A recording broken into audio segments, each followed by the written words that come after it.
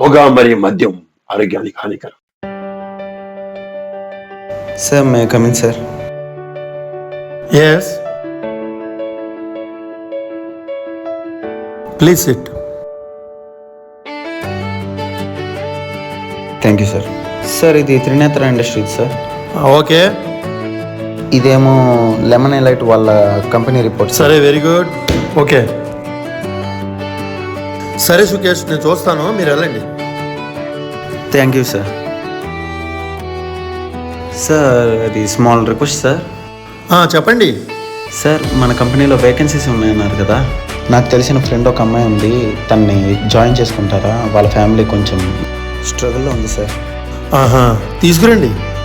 Sir already వచ్చారు sir, బయట ఉన్నారు, మీరు చెప్తే. అవునా, రమ్మను చూద్దాం. సార్ అంతా పాజిటివే కానీ ఒక చిన్న నెగిటివ్ ఉంది సార్.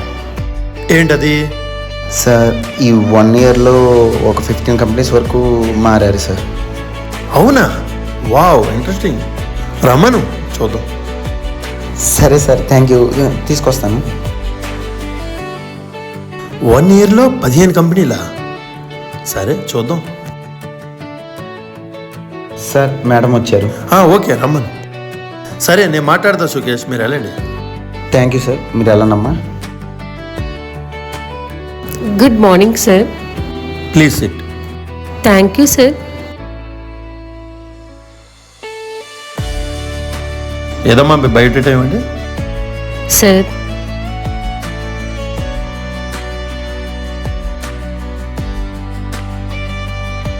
వావ్, ఓహో,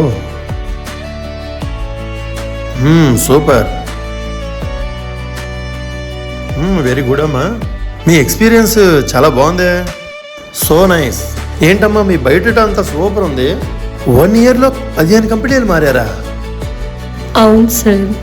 మరి మా కంపెనీలో స్టాడీగా చేస్తారని షూరిటీ ఏంటమ్మా?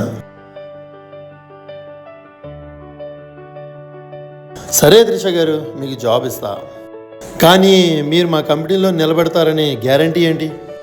అవకాశం ఇస్తే టాలెంట్ ప్రూవ్ చేసుకుంటాను సార్. ఓహో, అవకాశం ఇస్తే టాలెంట్ ప్రూవ్ చేసుకుంటారా? సరే, నీకు చిన్న టెస్ట్. త్రిష, నీకు జాబ్ ఇస్తా, మంచి శాలరీ ఇస్తా. నువ్వు కోఆపరేట్ చేస్తే ఇంక్రిమెంట్లు, బోనస్లు, కారు, బంగ్లా అన్నీ ఇస్తా. నాకు ఇలాంటివి ఇష్టం లేదు సార్. నేను 1 yearలో 15 కంపెనీలు ఎందుకు మారానో తెలుసా సార్? వీటి వల్లే. వెళ్ళిన ప్రతి ఆఫీస్లో కూడా ఇదే న్యూసెన్స్. ఆడదంటే ఆట బొమ్మలాగా చూస్తున్నారు. అవసరం కోసం గడప దాటి వస్తున్నామని తక్కువ చేసి చూడకండి సార్. ఆడవాళ్ళను అర్థం చేసుకోవడానికి కొంచెమైనా ట్రై చేయండి సార్. మీ ఇంట్లో కూడా ఆడవాళ్ళు ఉంటారు కదా సార్, వాళ్ళు కూడా బయటికి వెళ్తే ఇదే పరిస్థితి ఎదురైతే మరి మీ సమాధానం ఏమిటి సార్? షబాష్, షబాష్ అమ్మా, వెరీ గుడ్. ఒక అమ్మాయి 12 నెలల్లో 15 కంపెనీలు మారిందంటే ఒక్కసారి టెస్ట్ చేద్దామని ఇలా చేశాను తప్ప. నువ్వు గ్రేట్. నువ్వేంటో పూర్తిగా తెలుసుకోవాలనే నేను ఈ నాటకం ఆడాను. నాకు నీ మీద ఎటువంటివి లేదు తల్లి. సారీ, నన్ను క్షమించు, ప్లీజ్ కూర్చో తల్లి. మీరేమనుకోనంటే మీరెంతకీ జాబ్ చేయడానికి ఏమైనా ప్రాబ్లమ్స్ ఉన్నాయమ్మా?